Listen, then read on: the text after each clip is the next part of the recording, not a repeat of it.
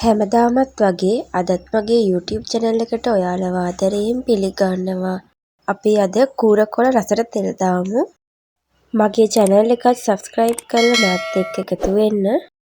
මුලින්ම අපි කූරකොළ ටික හොඳට සුද්ධ කරලා හොඳට සෝදගෙන සිහිනු කපා ගන්න ඕන.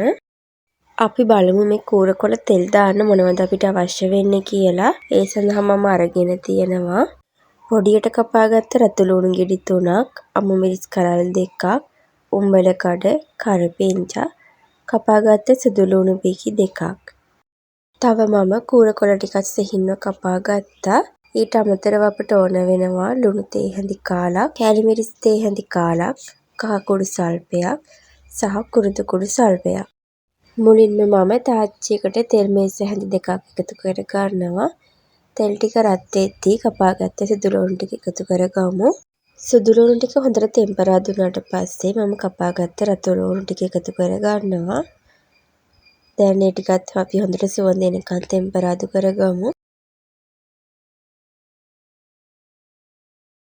ඊට පස්සේ මම කරපිංච සහ උම්බලකට ටිකත් මේ වෙලාවේ එකතු කරගන්නවා.